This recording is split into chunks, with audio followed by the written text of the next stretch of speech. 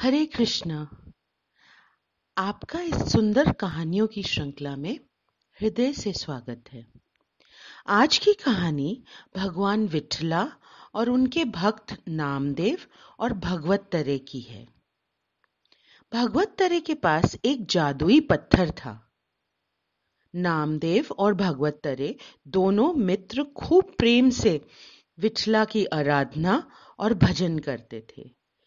एक दूसरे को समान समझते हुए दोनों भजन में मग्न रहते थे। भगवत्तरे के पास जो पत्थर था वो जिस भी लोहे को छूता वो सोना बन जाता। घर में जितना लोहा था सब सोना बन चुका था। माया से ग्रस्त भगवत्तरे महीनों तक भजन करने नहीं गया। नामदेव भगवान विठला से प्रार्थना करता है कि ऐसा क्यों हो गया, मेरा मित्र भजन से क्यों वंचित हो गया। हे विठला, आप नाराज हो गए क्या? नामदेव और भगवत्तरे की पत्नियां आपस में गहरी मित्र थीं। दोनों नदी पर जल भरने जाती, स्नान करने जाती और वहीं बैठकर अपने मन की सारी बातें साझी करती। नामदेव की पत्नी बोली, तुम कितना चमक रही हो, नई साड़ी, नए सोने के गहने, कोई लॉटरी लग गई है क्या? भगवत्तरे की पत्नी बोली, मेरे पति भगवान लक्ष्मी और कुबेर की पूजा तपस्या करके उनसे वरदान में एक जादुई पत्थर लाए हैं। जिस भी लोहे को वो पत्थर छूता है वो सोना बन जाता है। और कहती है कि तुम किसी को बताना मत।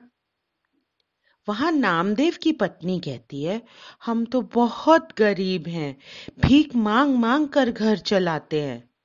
भगवत्तरे की पत्नी कहती है, मैं वो पत्थर तुम्हें दे दूंगी, तुम सारा लोहा सोना बना लेना और फिर मुझे वापस कर देना, तुम्हारी गरीबी भी मिट जाएगी।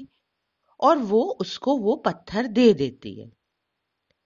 नामदेव जब घर आता है तो देखता है उसकी पत्नी सारा लोहा सोना कर रही है।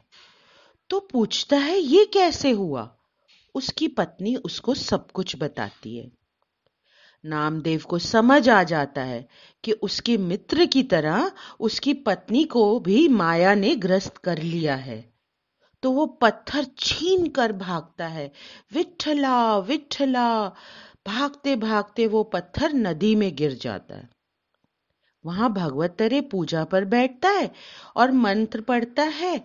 लक्ष्मी जी से प्रार्थना करके डिब्बा खोलता है तो वो पत्थर गायब होता है। वो तुरंत अपनी पत्नी से पूछता है तो वो सब बताती है। भगवत्तरे उस पर बहुत गुस्सा होता है और सीधा नामदेव के पास जाकर पत्थर मांगता है। नामदेव बताता है कि पत्थर नदी में गिर गया। भगवत्तरे जोर जोर से चीखने लगता है और बोलता है, मेरा पत्थर मुझे वापस दो, अभी दो। और नदी की ओर भागा भागा नदी से पत्थर मांगने लगता है। नामदेव को बहुत दुख हुआ कि उसकी वजह से उसका मित्र पीड़ित है।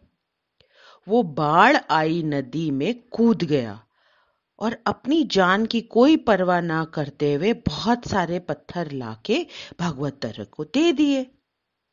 ये देख भगवत्तरे को होश आया कि एक पत्थर की लालसा में वो एक सच्चा मित्र खो रहा।